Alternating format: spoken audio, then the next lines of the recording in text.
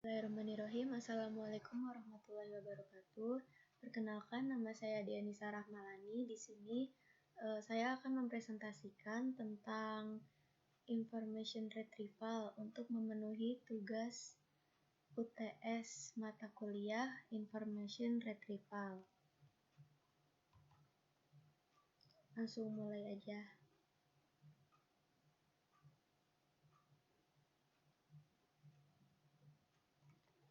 Information retrieval, nama Dianisa Rahmalani, NIM 117701021 mata kuliah information retrieval.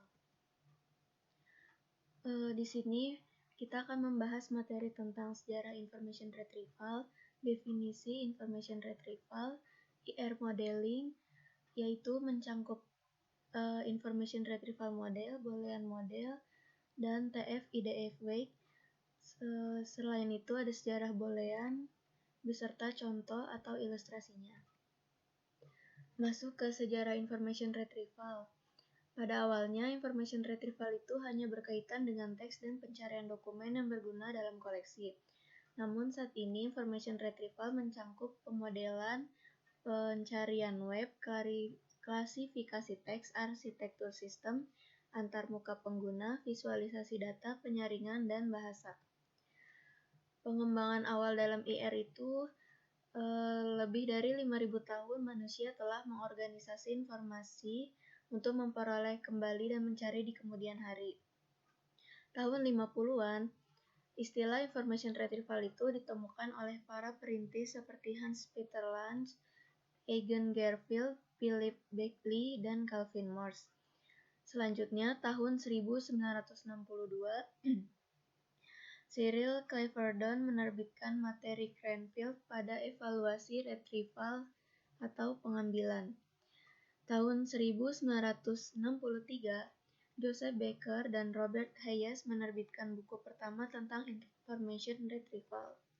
Selanjutnya, pada akhir tahun 60-an, Karen Spark Jones dan Gerald Salton melakukan penelitian utama yang mengarah pada definisi TF-IDF atau Term Frequency Inverse Document Frequency. Selanjutnya, di tahun 1971, Jardine dan Van Rijsbergen mengartikulasi hipotesis cluster. Tahun 1978, terdapat konferensi antar bangsa pertama ACF Sigir tentang information retrieval yang diselenggarakan di Rochester. Lalu, pada tahun 1979, Van Rijsbergen menerbitkan buku klasik yang berjudul Information Retrieval dan berfokus pada model probabilitas. Kemudian, pada tahun 1983, Salton dan McGill juga menerbitkan sebuah buku klasik dengan judul Introduction to Modern Information Retrieval, namun fokus mereka itu pada model vektornya. Selanjutnya, lanjut ke definisi. Definisi information retrieval atau IR menurut Gerald Salton, seorang pelopor dalam IR dan salah satu tokoh terkemuka dari tahun 1960 hingga 1990 adalah bidang yang berkaitan dengan struktur, analisis, organisasi, penyimpanan, pencarian, dan pengambilan informasi. Jadi, dengan kata lain, IR itu adalah suatu bidang yang ada kaitannya dengan struktur, analisis, organisasi, atau organize, penyimpanan, pencarian, dan pengambilan informasi. Nah, tipe informasi tersebut itu bisa berupa dokumen, halaman web, katalog, catatan terstruktur, dan multimedia. Lanjut ke pemodelan information retrieval atau IR modeling. Pemodelan dalam IR adalah proses kompleks untuk menghasilkan fungsi ranking. Apa itu fungsi ranking? Yaitu fungsi yang memberikan skor pada dokumen yang berkaitan dengan permintaan atau query yang diberikan oleh pengguna. Nah, model IR ini terdiri dari 4 bagian. Ada D, Q, F, R yang berisi QI dan DJ. Di mana D adalah seperangkat pandangan logis untuk dokumen dalam koleksi. Q adalah seperangkat pandangan logis untuk permintaan pengguna. F adalah kerangka kerja untuk memodelkan dokumen dan permintaan. Dan R yang berisi QI, DJ adalah fungsi peringkat. Berikut gambarannya. Selanjutnya, ini adalah model information retrieval. Nah, di sini ada classic model yang berisi boolean, vektor, dan probabilistik. Nah, di sini yang akan saya bahas adalah boolean model. Nah, sejarah boolean itu, penamaan aljabar boolean berasal dari nama seorang matematikawan asal Inggris bernama George Boole. Nah, dialah yang pertama kali mendefinisikan istilah itu sebagai bagian dari sistem logika pada pertengahan abad ke-19. Ciri-ciri boolean model itu, sebelumnya, pengertian boolean model itu adalah model sederhana berdasarkan teori himpunan dan aljabar boolean. Nah, ciri-ciri dari boolean itu nilainya bersifat biner, yaitu cuma memiliki dua pilihan, 0 atau 1. Operasi boolean itu terdiri dari AND, OR, dan NOT. Hasil dari model boolean ini adalah setiap dokumen itu hanya memiliki satu keputusan, yaitu ada atau tidak ada. Jika nilainya 1, maka model boolean menyimpulkan bahwa dokumen relevan terhadap sebuah permintaan atau query. Namun, jika bernilai 0, maka dokumen dianggap tidak relevan. Karena hanya dua pilihan, maka tidak ada kemungkinan agak relevan alias partial match. Nah, model ini dapat berjalan karena bisa memperkirakan bahasa natural. And itu dapat memunculkan hubungan antar dua konsep. OR dapat memunculkan alternatif atau pilihan. NOT dapat memunculkan alternatif meaning atau makna yang lain. Namun, model boolean ini memiliki kekurangan. Yang pertama itu, pengambilan berdasarkan kriterian keputusan biner 0, 1 tanpa adanya pembagian-pembagian. Yang kedua itu, tidak adanya urutan dokumen yang disediakan, tidak ada skala penilaiannya. Yang ketiga, kebutuhan informasi harus diterjemahkan ke dalam ekspresi boolean yang dianggap aneh bagi kebanyakan pengguna. Jadi, nggak semua orang tahu maksud dari ekspresi boolean itu, jadi masih asing. Nah, yang keempat itu, query boolean yang diformulasikan oleh para pengguna itu seringkali terlalu sederhana, sehingga masuk ke kekurangan yang kelima.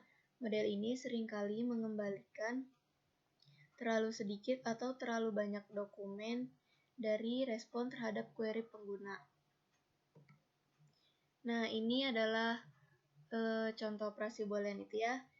Misalkan ada A or B.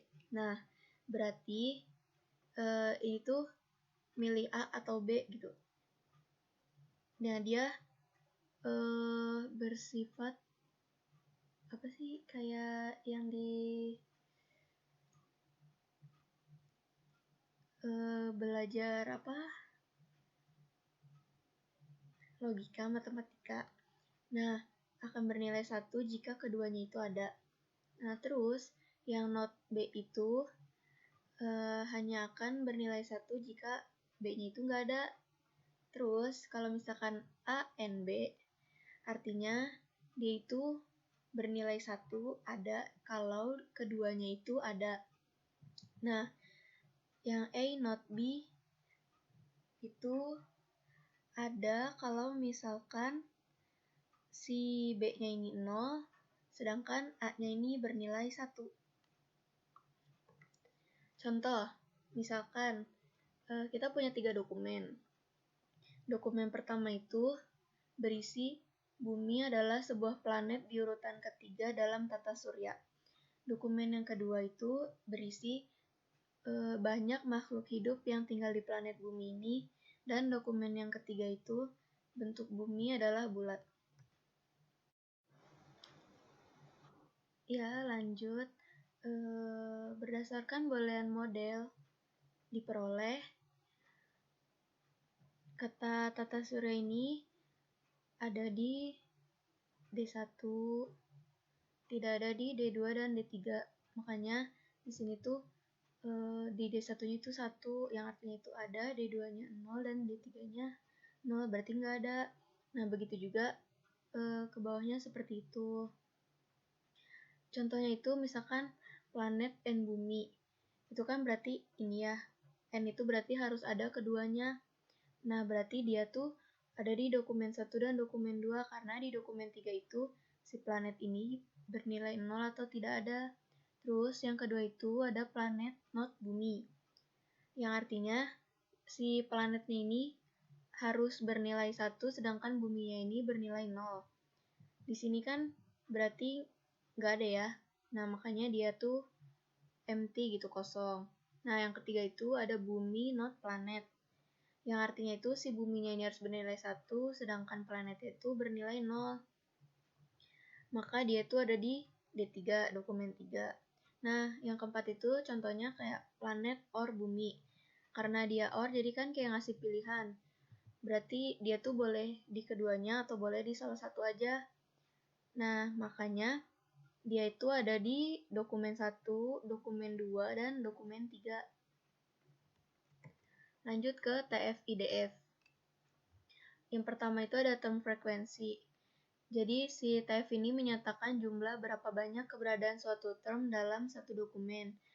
Untuk mencari nilai TF, kita bisa gunakan rumus ini. TFI, J sama dengan 1 plus log FI, J. Yang artinya si FIJ ini adalah jumlah kata dalam setiap dokumen dan lognya ini kita pakai di basis 2. Kenapa pakai log basis 2 itu? Karena biar si angkanya itu nggak terlalu tinggi gitu, jadi kita gampang ngitungnya. Selanjutnya ada IDF atau Inverse Document Frequency. Kadang di suatu term itu muncul hampir di sebagian besar dokumen. Akibatnya itu proses pencarian term itu terganggu. Nah, si IDF ini berfungsi mengurangi bobot suatu term jika kemunculannya banyak tersebar di seluruh koleksi dokumen. Kita bisa pakai rumus ini. IDF I itu sama dengan log N per NI, yang artinya si N ini adalah jumlah seluruh kata T dalam semua dokumen, dan N ini adalah jumlah dokumen yang mengandung kata T. Kata T yang di sini itu maksudnya adalah si kata yang pengen kita cari sama query-nya gitu. Selanjutnya ada TF-IDF, yaitu gabungan antara term frekuensi dan inverse dokumen frekuensi. TF-IDF ini bisa juga disebut bobot akhir dari suatu term. Nah, rumusnya itu karena dia gabungan, jadi kita tinggal kalikan si TF-IJ ini sama IDF. Contohnya ini misalkan kita punya 5 dokumen. Dokumen 1, dokumen 2, dokumen 3, dokumen 4, dokumen 5. Yang isinya seperti ini. Dan query yang kita gunakan itu adalah planet bumi dalam tata surya. Nah, langkah pertamanya itu tentukan si FIJ ini dari 5 dokumen tadi.